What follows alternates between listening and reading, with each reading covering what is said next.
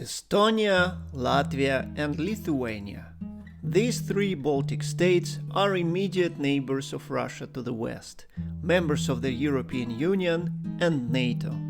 All three countries have had an uneasy history with Russia, filled with war, terror, and persecution, but also with much shared culture, family ties, and religion. Almost like Ukraine, these countries have been historically borderlands between Russia and her Western rivals. The complex situation with Christianity in all three reflects this troublesome history. Although Latvian and Lithuanian languages belong to the same Baltic group and are distantly related to Slavic languages, and Estonian is Finno-Ugric, relatively close to Finnish, in terms of history, Lithuania stands out. Unlike Latvia and Estonia, which most of their history have been provinces of Sweden, Germany, or Russia, Lithuania has its own glorious past. A formerly powerful Grand Duchy of Lithuania, in a mighty union with Poland, Lithuania is the only Catholic majority Baltic country with the smallest Russian population. The Baltics were at the epicenter of the military action between Germany and Russia during the First World War. Eventually, in 1918, all three declared independence, and in 1920, signing treaties in Tartu, Moscow, and Riga, the new Soviet state recognized the independence of Estonia, Lithuania, and Latvia, respectively. The period from 1918 until 1940 is known as the First Republic in the history of all three countries. The Baltic states significantly developed their national identities, traditions, and political institutions. This all ended as a result of the secret protocols of the Molotov-Ribbentrop Pact, when Stalin's Soviet Union and Nazi Germany divided East Europe into spheres of interest, and the Baltic states were hence open to the Soviet invasion. The Soviet regime instigated puppet communist parties and referendums, sent in significant military forces, and eventually declared the Baltic states as three new Soviet republics. Immediately after the annexation, the Soviets unleashed repressions, deporting the Baltic intelligentsia, scientists, politicians, and clergymen to Siberia in large numbers. Many of them eventually perished due to the rough climate and forced labor. All nationalistic organizations and symbols were banned and prosecuted. Some armed resistance, for instance the infamous Forest Brothers, persisted for a decade more, but were eventually eliminated. During the Second World War, the Baltics were occupied by Germany. The population was split between the military machines of both sides, being recruited into both armies. Some made a conscious choice, considering, for example, better treatment of the titular nations by Germans, because Nazi ideology valued Baltic nations much higher than Russians. After the defeat of Nazi Germany, many prominent citizens or even simple civilians emigrated abroad. For example, a significant number of Estonians went to Sweden as a temporary or permanent refuge. During the 50 years of Soviet rule, all three countries played an important role in the Soviet economy and politics. The level of living in the Baltic republics, especially in Tallinn, Riga, and Vilnius, was significantly higher than in most of the Soviet Union. It attracted foreign tourists and was used by the Soviet propaganda. The Baltic states were informally called the vitrine of socialism. Apart from suppressing the nationalistic sentiments, the Soviet state unfolded large-scale industrialization, built a lot of factories, and extracted natural resources. This brought a substantial wave of migration from all over the Soviet state, including engineers, factory workers, and other specialists. Despite their diverse backgrounds, most of them were either native Russian speakers or used Russian in their everyday communication. Due to the status of Russian as lingua franca in the Soviet Union, most of these people had little interest and opportunity to learn the local languages. Few courses were offered, and most of the Russian-speaking families opted for Russian schools for their children, with a limited introduction to Estonian, Latvian, or Lithuanian. After the collapse of the Soviet Union, when Russian was no longer recognized as an official language, many people, especially the older generations, became practically illiterate in formal situations and were even discriminated against informally.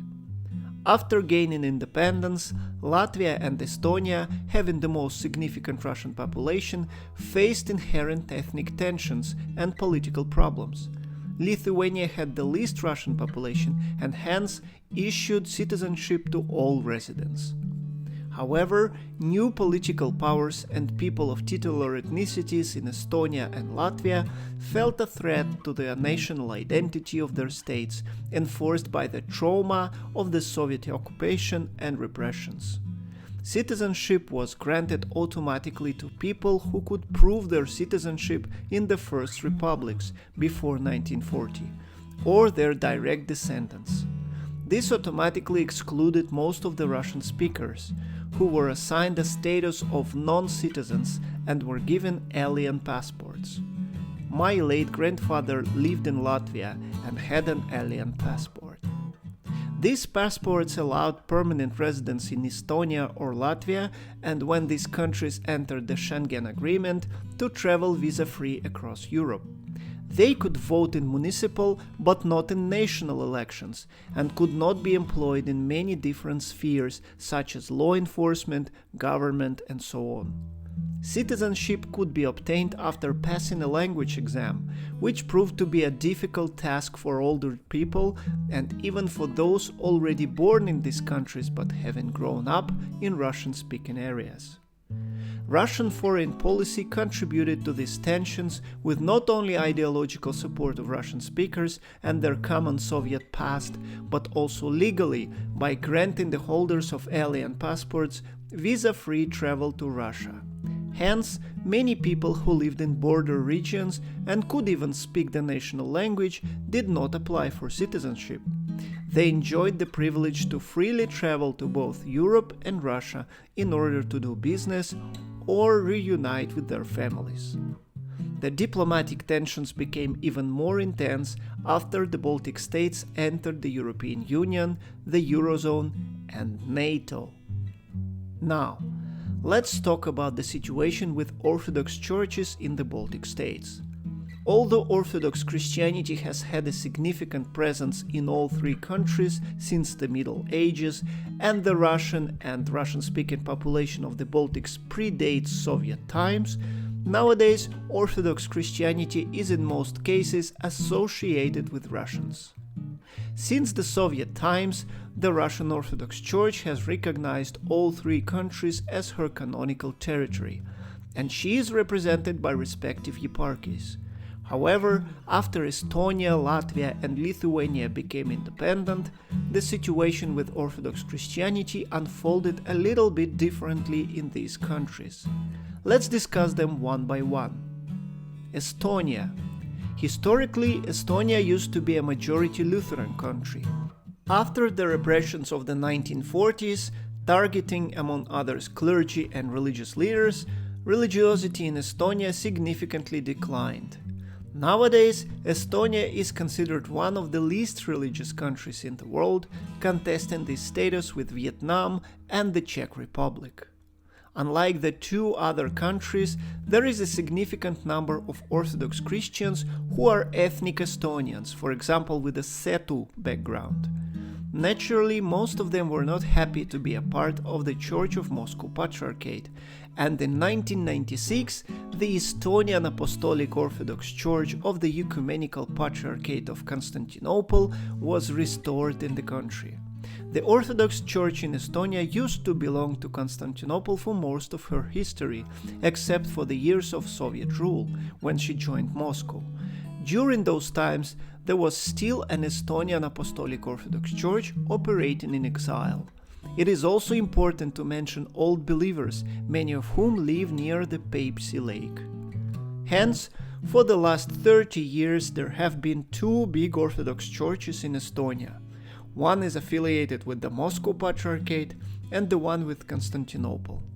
Initially, this led to a conflict with Moscow, and the Patriarchate even suspended fellowship with Constantinople in 1996.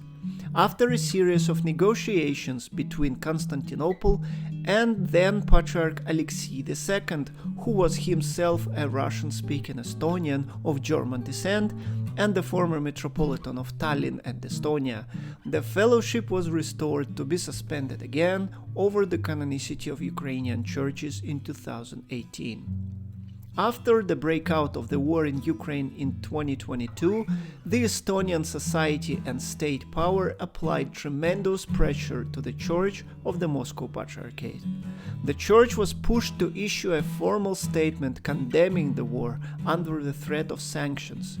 In 2024, the head of the Church, Metropolitan Yevgeny, as a Russian citizen, was not granted a renewed residence permit and was forced to leave Estonia. The authorities claimed that the Metropolitan repeatedly made public statements in support of the Russian war in Ukraine, and hence contradicted the political and liberal values of Estonia. Currently, he performs his duties distantly with the help of local bishops. Apart from her head, the church has been pushed to disaffiliate with Moscow and even change the name. The authorities suggested leaving the Moscow Patriarchate both legally and canonically and starting to negotiate possible unification with the Estonian Apostolic Orthodox Church. The Church Council issued a decision to change the church name to the Estonian Orthodox Church, but the Ministry of Internal Affairs warned that the name would not be authorized because the church does not represent the whole Orthodox community of the country. Eventually, the name was changed to the Estonian Orthodox Christian Church, Eesti Kristlik Õigeusu Kirik, which is quite odd and does not seem to serve a purpose. Another pressing issue has been the status of the Pühtitsa monastery. A female monastery in the Russian-speaking area of East Estonia was built in the late 19th century.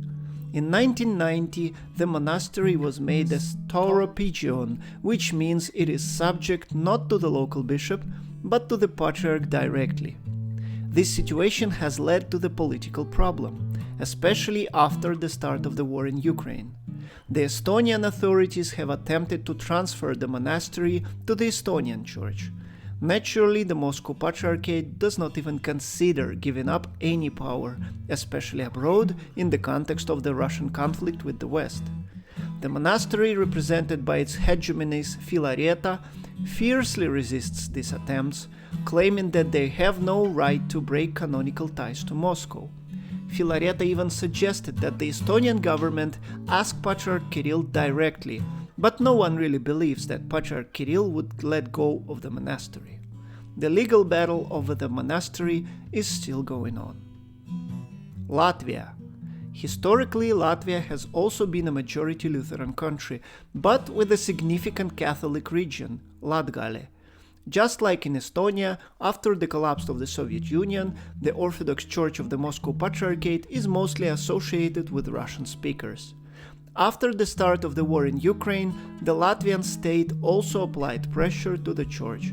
In 2022, the head of the church, Metropolitan Alexander, publicly condemned the Russian invasion of Ukraine. Later that year, the Latvian parliament issued a decision to change the status of the church to autocephalous, that is, independent from Moscow. The church officially confirmed the change of status, which the Moscow Patriarchate naturally denied because canonically only the Moscow Church can make such a decision. In October, the Church Council voted for the decision and forwarded a formal petition to Patriarch Kirill, asking for autocephaly. After that, in 2023, the Church ordained one new bishop, Ioan, without the approval of the Holy Synod in Moscow. Lithuania. The situation in Lithuania is unique because of the Catholic majority in the country and also the smallest percentage of Russians living there by the end of the Soviet Union. As I have already said, Lithuania granted everybody citizenship and has not introduced alien passport for former Soviet citizens of non-Lithuanian descent. The Russian Orthodox Church in Lithuania is also a quite small community and is represented by an archdiocese. The overall number of Orthodox Christians in Lithuania is less than 4% of the population, and since 2024 it is shared with the restored representation of the Patriarchate of Constantinople.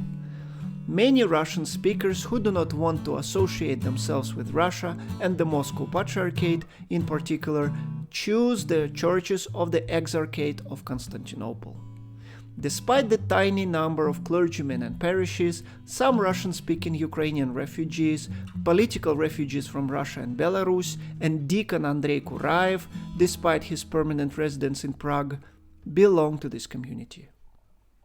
So, what can we make of all that? Despite the significant differences in history and religious backgrounds between Estonia, Latvia, and Lithuania, there are some common themes when it comes to Orthodox Christianity.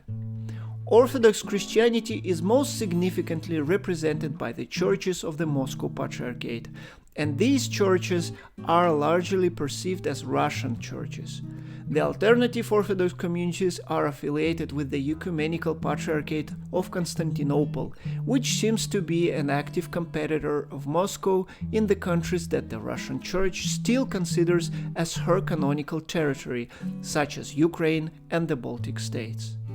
The political power in all three states has been historically pro-West, remembering the trauma of occupation, repression, and deportations.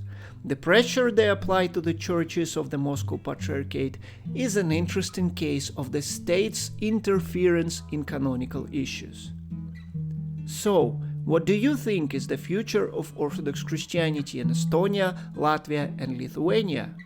Do you believe they should remain a canonical territory of the Russian Orthodox Church, or are they free to go their own way?